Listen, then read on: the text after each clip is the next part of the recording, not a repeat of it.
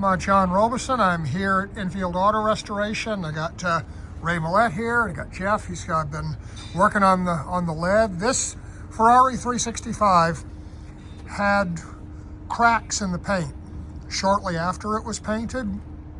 And in my earlier videos, I talked about how the lead underneath the paint was cracking, and that meant that the paint was doomed to fail because you keep painting it, but if the lead's broken underneath, it's going to continue failing.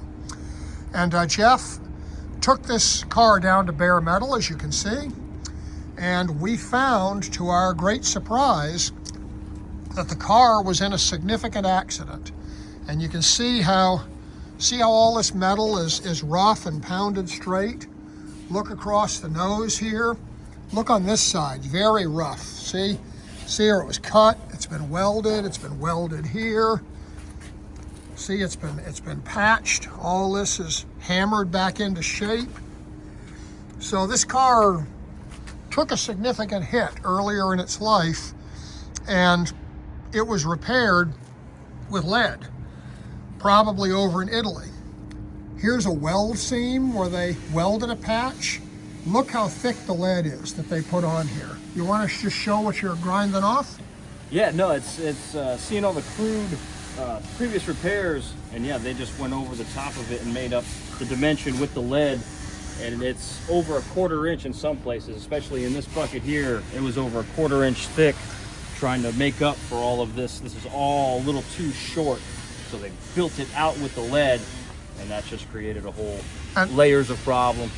And 1/4 inch of lead is something that's doomed at some point, because the lead and the steel, as the car flexes, they eventually will separate.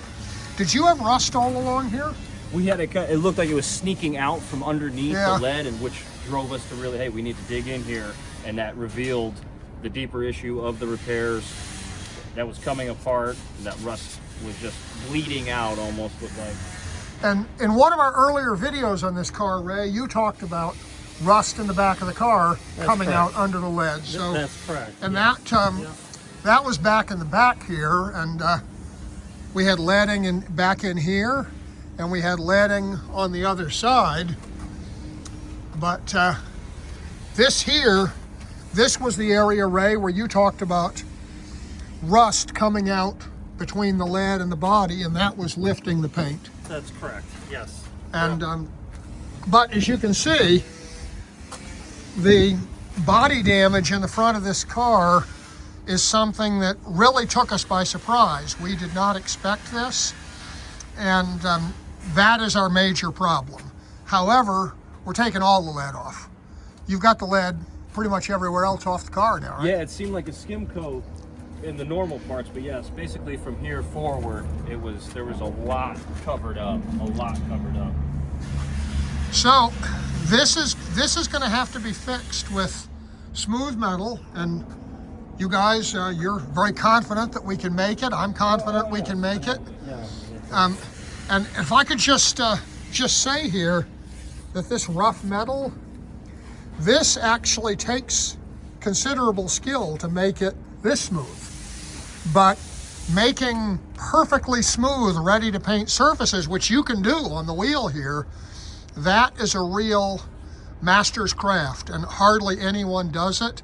And the reason this car was leaded is probably that the people who repaired it didn't have anyone with the skills to actually craft the body panels. And that is one of the things that really sets the Enfield shop apart from most people in the field, the ability to make this stuff and have smooth steel to be painted, as opposed to rough steel that requires sanded lead.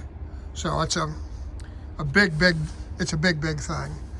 And so it's a sort of a surprise to show the car in this state, but we are moving back together now. We've taken it apart, we've identified the problem, we're fixing it, and soon it'll be the best of its kind.